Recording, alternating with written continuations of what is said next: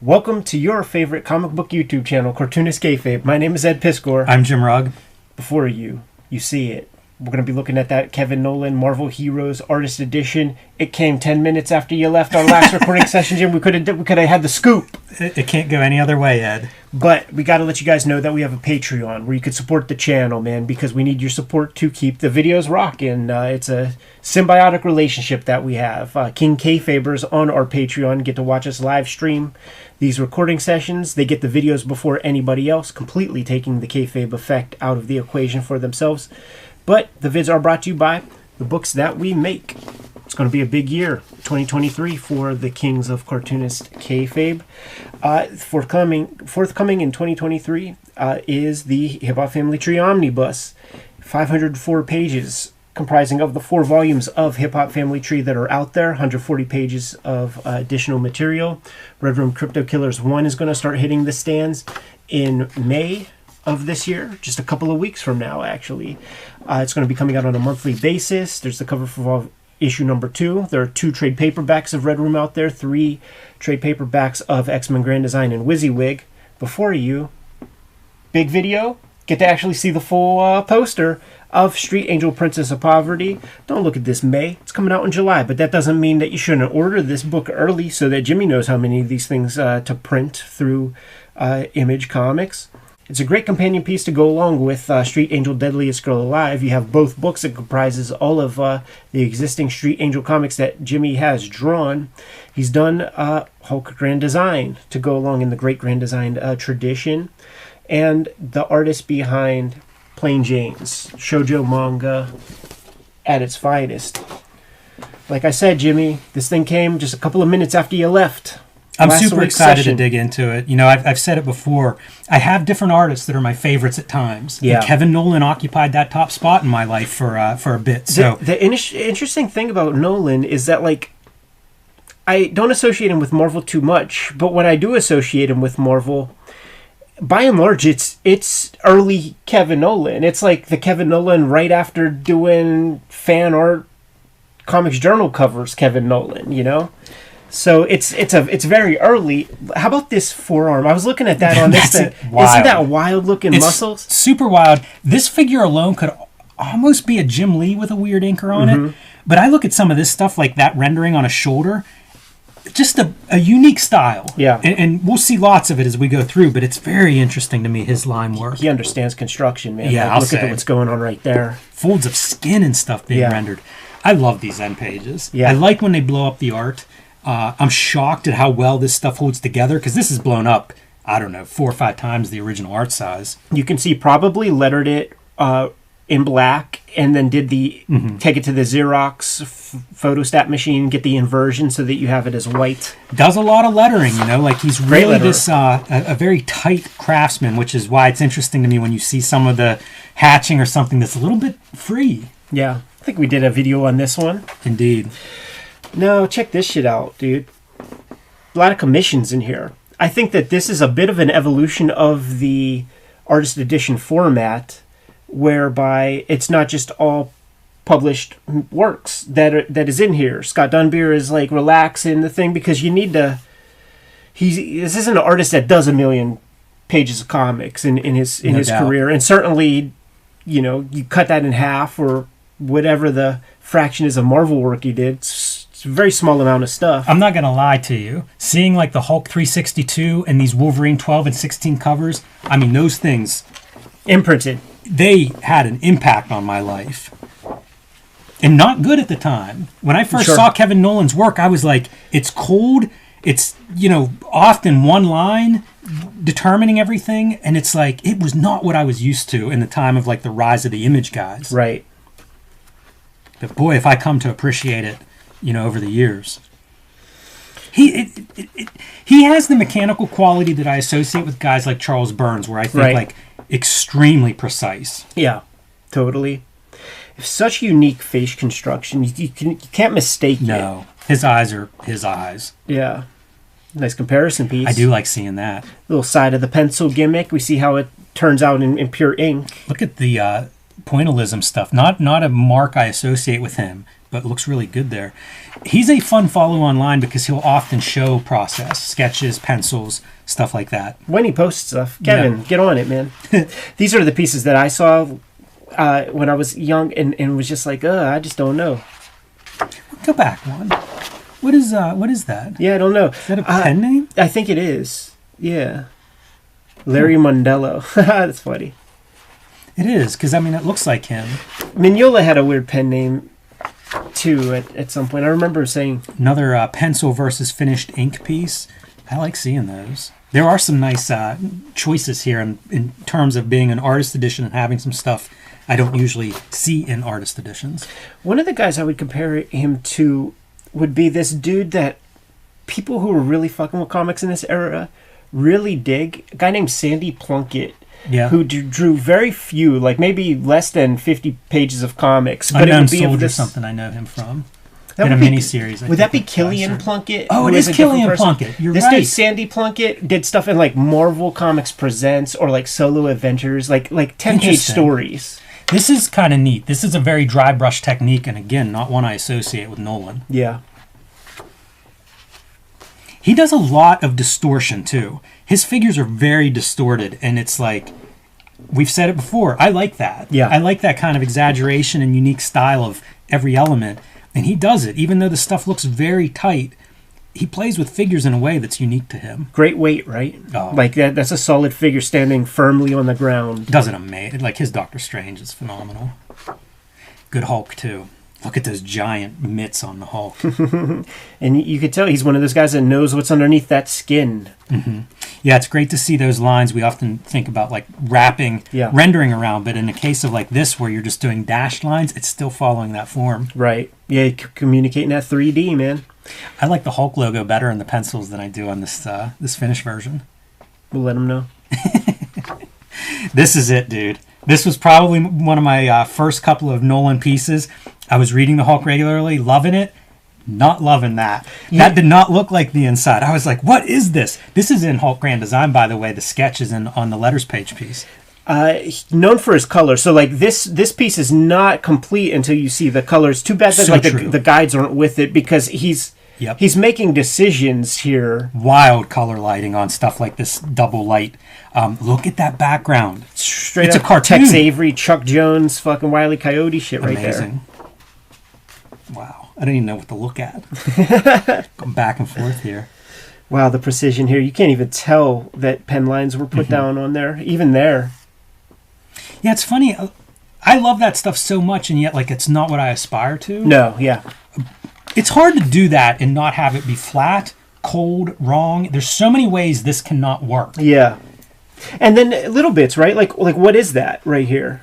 The organic, this kind of like organic hatching was something that I stole from him. I still use that. I love it. And you can see a version of it that's chaotic and like an Eddie Campbell. Yeah. Must have been Mark Chiarello who's doing editing at the time, right? Like getting recognizing Nowlan as like a good cover guy. Because these are like dying titles that have nothing going on. So is he the guy who's doing the sexy? See, this is the one. Like I had this as a kid. Fuck, 5 years old. How is that possible? I see little bits of Sam Keith, which I would never think of those guys as being somehow connected. But some of these images remind me. Look, little Barry Windsor Smith in the hair and the. It's fun. Like you can see him working through stuff. I got that and have it pulled and been having it pulled for a long time. That Jan Stranad, like Grimwood, whatever the fuck, that was in the back of like Delgado. That's or exactly right. Yeah, one that's of those right. I saw it. Yeah, and it's a lot of this kind of imagery. Love the knuckle shading. Hands are tough to draw, man. There's a cloak and dagger, huh? Yeah. Just solid figures. Look at how great this character is. That could be in anything. You know, like that could be a creator-owned book and it would just be super cool looking design. Here's the other one. I was reading Wolverine. I mean, this is probably within the first 3 months of me reading was picking up this Wolverine series. And again, being really confused by these covers. I love seeing them here. This might have been one I got at Bill and Walt's Hobby Shop in Century 3 Mall. Please send to me for coloring, motherfuckers. You got that right. Lots of magenta. You know, a pink Wolverine. Oh, man, it's amazing. And also, this is the cover that Glenn Danzig is looking at on the VHS to Lucifuge 2 when they're like, hey, Glenn, what you doing? I'm reading. What you reading? Comic. The single line and the very light line weight on like all the details on that car, nobody else was doing that. Yeah. And you see the construction stuff there, man. So he knows the angles, where to cut it in. No hard right angles on that car. That's another one from that series. That Gehenna Stone, don't know how you say it, but it was like 6 issues bi-weekly, and inside Buscema with inks by Sienkiewicz or finishes by Sienkiewicz. But like this kind of thing where it's like one uniform light line, and then look at the rendering, like that big heavy line on Wolverine's arm. Mind-blowing. We're going to see a lot of this with the Man Thing. I feel like Jason Pearson may have taken some notes from an image like that. Yeah. Thor looks cool there. It's kind of pissed. All those thugs down below look great. Feels like taking notes from Toth.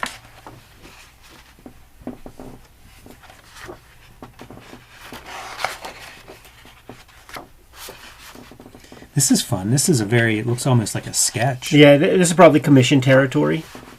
Oh boy. Hints of shades of things to come here on the left. Just beautiful, huh? These are his layouts, huh? Yeah. Wonder if they're actual size. That's you probably draw them a little bit small, and I mean that's the conceit of an artist edition, right? Right. Wouldn't surprise me. You know what this is? This is a swimsuit, like an Amazing Hero swimsuit. It might not be. In the earliest Marvel fanfares. There it is. He would have like these galleries, and it would be just cheesecakey Marvel chicks. It's so neat to see it on the monitor of like how the blacks and the lines kind of go together. How he's creating like value there. Yeah. Like the planes of that back muscle.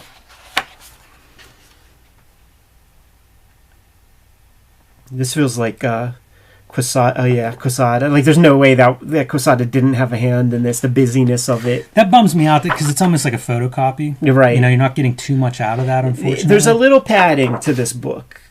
Gotta admit it. A little bit of padding when you get and stuff he would like do that. stuff when you're talking about not doing a lot of Marvel stuff. He would do this stuff like this Doctor Strange, where like maybe he does a couple pages in an issue. Yeah. That's nice. I like this spread a lot. He ain't gonna be confused for being a fast artist. Dude, look at this. It's just like demoing technique. This is what you would see in those books of how to draw, and it'd be like, cross etch this way. At a 90-degree angle. Beautiful.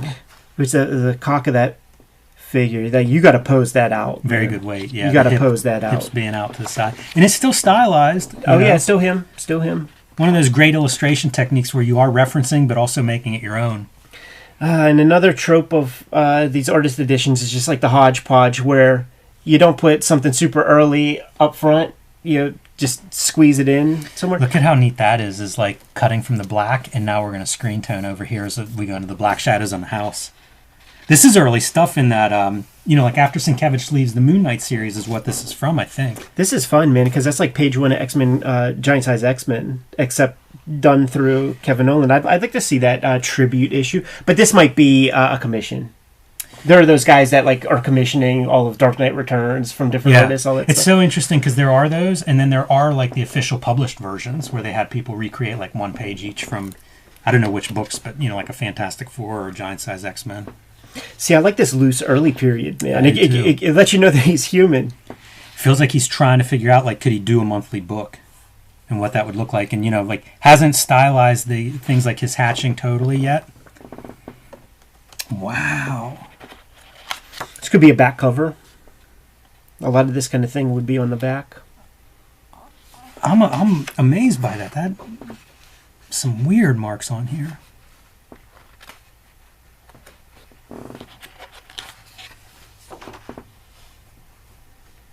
Is this our issue?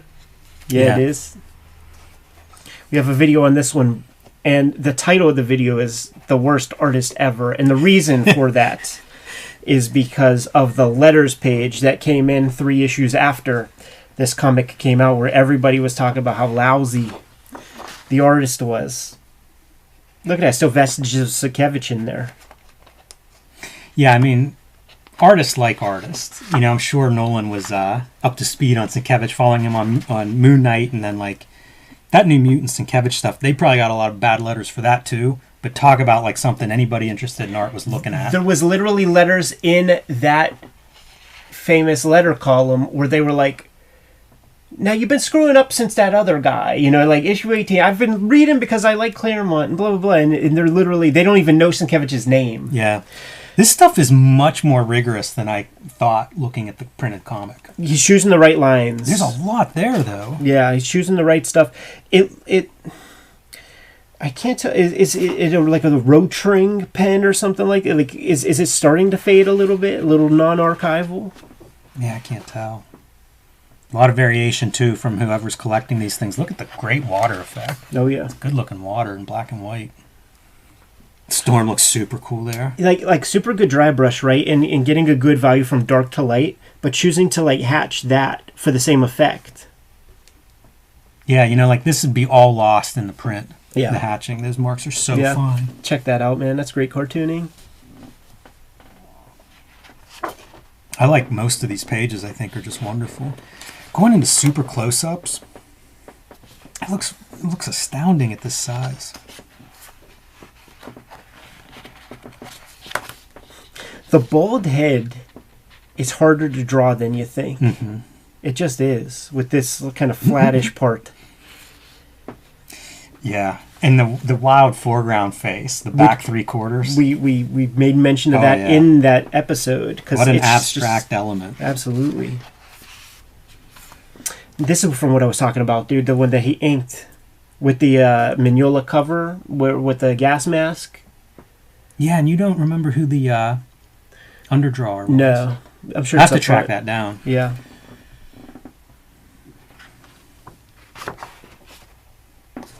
Got his lettering on this. Immortal Hulk 1, did he do all the art on that? You have no idea. Might have been I guess that's a page number, not necessarily the issue number. Yeah, this is new to me. But man, lettering it himself. Uh-huh. That's pretty great. Because you don't see a page from this era with lettering on it very often. Although, super blown out contrast. Like, this is one where I wish we would get to see kind of the busted up. You know, let's see some of those. Wow, that's a good Hulk. That's a nice composition to really show his size. When you get all the lighting right and you create this face, I'm wondering from Kevin Nowlan's perspective, when this Hulk is like looking at him from the paper, how eerie is that? Because like that feels real to me. I love that they're including like the pencils for this page. Phenomenal to get to see how much he's rendering that face. Yeah. Like the intricate shadows, you got to work them out. Was there a chicken behind him? I got to find this issue now and track it down. Great page. Easy to take for granted some of this stuff, some of the compositional things. This is one of those like extreme foreground object. Yeah. Almost a tangent with his arm too, by the way.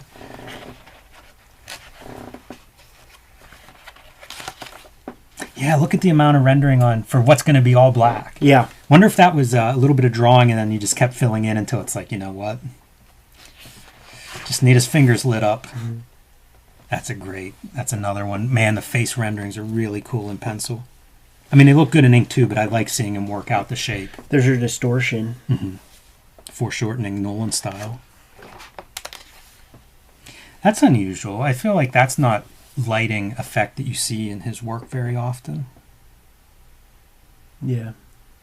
Although that black bar with the bird, shades of Mignola. There's a few Mignola-isms that I've seen, you know, in these like that. Yeah. We'll have to look at his Hellboy, that one issue of Hellboy that he did. Here we are. This is cool. So one of the early things I remember is a comic scene that had a Steve Gerber article, and they were talking about this in like early 90s, and it didn't come out until I think in the 2000s. Wow, it's neat to see. It's a cool book too. You know, having this kind of like flat color objects mixed in with, I don't know, more diverse painting behind it. Really great. Total line clear. Yeah, cartoon characters showing up. You know, like this is to go from this to like this character. What's that script look like? Right. That's bizarre. Like, I don't even know what media this is. Yeah. Because he's blending it, so I assume that's not a watercolor, even though it's very light. Yeah, it could be gouache, which is like a chalkier. Like, you can see the chalk in there. I wonder if it's markers. Reminds me a little bit of, like, Liberatory. It makes me mad when we look at it at this level and I can't tell you the medium. Kevin, come on, man. We've been hounding you, dude. And then to come into, like, these flat, concentrated colors. Wow. It looks nice. This is a really nice reproduction of this story. You know, like this hand, doesn't that look like Liberatory? Sure, yeah. Well modeled. No wonder it took like 20 years. I love the juxtaposition of the cartoon cell animation look next to painting. Totally. Also love whenever, like, he's lettering, like, in the art, and it's clearly like, yeah, this dude's professional letterer making this journal entry. Yeah, I would hope that he did the lettering even using a computer for the final, because it's just part of his style. Yeah, you know? it is. Like his style of pages. Now we're getting like backsheet cartoons almost. I might like this story better without the words on it. Totally, you don't need them. There have been a few of these artist editions that I've seen like this where you strip the words out and I go, you know, better version of the story here. I mean, that's just peculiar. Maybe that is a 420. Look at this shit. Jeez, look at that saw. Going out Columbia. You might have needed to hit him up for a Red Room cover. I know, right?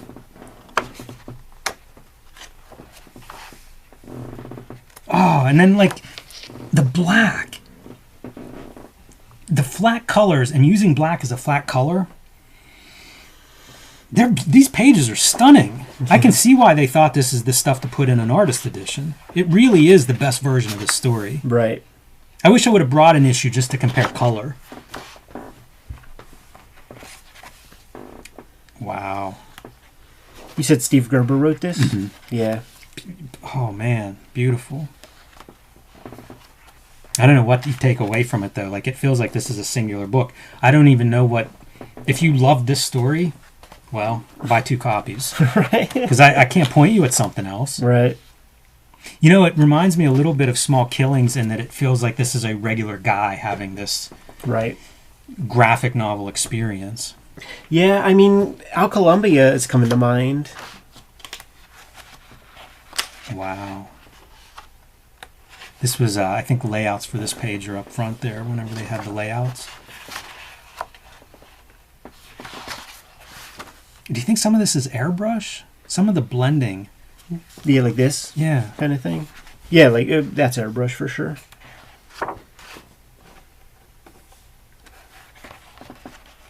So that cartoon character has come to life as, you know, seen through the rendering of it. When you have these organic shapes, it gives you that opportunity to compose just these great kind of framed sequences and stuff. By the way, it's a Man-Thing story. Yeah. I think we saw him in a panel.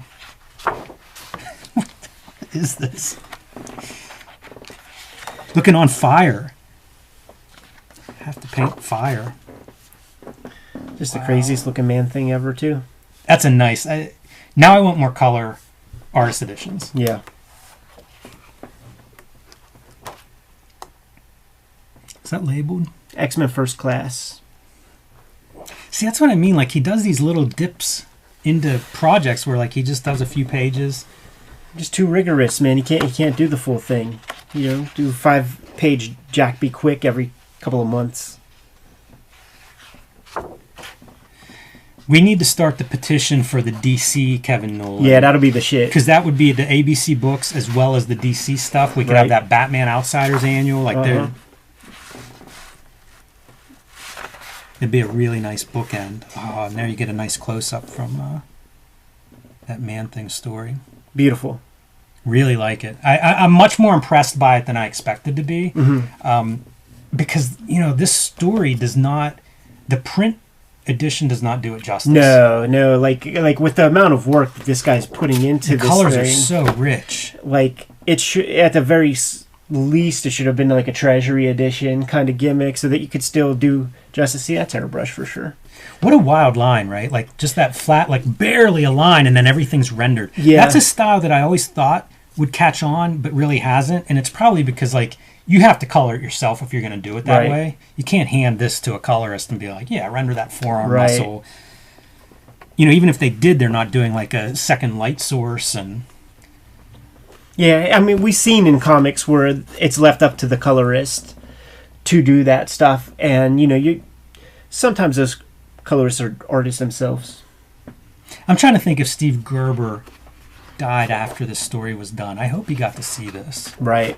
Because I feel like, how exciting would it be if you wrote this story and then this is what it looked like? Yeah.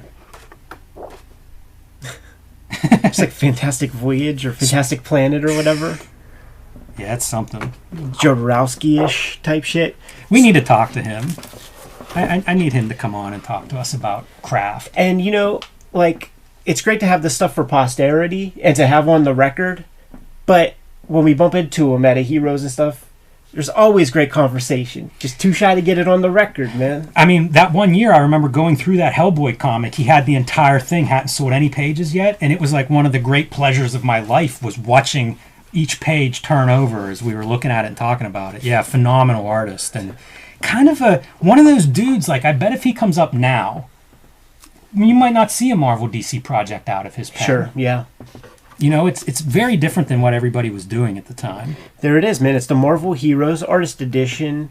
Thank you, Scott. By Kevin Nowlan, man. These videos are brought to you by the books that we make. That's a given. But we also have a Patreon, and the King Kayfabers are watching us stream this right now. I bet you we sold a couple copies of the this Artist Edition just through this conversation, and certainly when this video goes live, more are going to disappear off the shelves. The King Kayfabers are watching us record and get the videos before anybody else. But the vids are brought to you by the books that we make. So, Jimmy, please tell the people what they should be expecting from you in 2023. You guys are looking at it. Street Angel Princess of Poverty is my next book from Image Comics. It'll be out this summer. Collects all the Street Angel comics that are not in Deadliest Girl Alive, which is also back in print. Get both of those. You have 500 pages of all the Street Angel comics I've made so far. You can also pick up the oversized fluorescent green Hulk Grand Design. You can't miss it as long as your store still has it in stock. And the first young adult graphic novel, The Plain Jane's, also available. And join me on patreon.com/JimRugg, where you can see my latest comics going up new pages every Tuesday. It's the 10th anniversary of Hip Hop Family Tree. It's the 50th anniversary of Hip Hop as a Culture. We're putting out the Hip Hop Family Tree Omnibus at the end of this year for the holidays. 504 pages. Collects all 4 volumes of Hip Hop Family Tree, as well as 140 plus pages of additional content, artwork, and extra supplementals. Put in your pre-order on this so that we know how many of those things to print up. Red Room is starting up again. There are 2 trade paperbacks of Red Room out there. We're starting the final third piece of Red Room called Crypto Killers. This is the cover for issue number 1. It's coming out in May. Cover for issue number 2 coming out the following month. Coming out on a monthly basis. Murder on the Dark Web for Fun and Profit is the name of the game. There are 3 volumes of X-Men Grand Design comics that I've made that are out there in the wild right now. And WYSIWYG. Jimmy, tell the people how else they can support the channel. Subscribe to the Cartoonist Kayfabe e-newsletter at the links below this video. You can also find Cartoonist Kayfabe t-shirts, merchandise, mugs, hats, and lots more at our spread shop. That link is also under this video. All great ways to support the Cartoonist Kayfabe channel. Given those marching orders, Jimmy, we'll be on our way. Make more comics.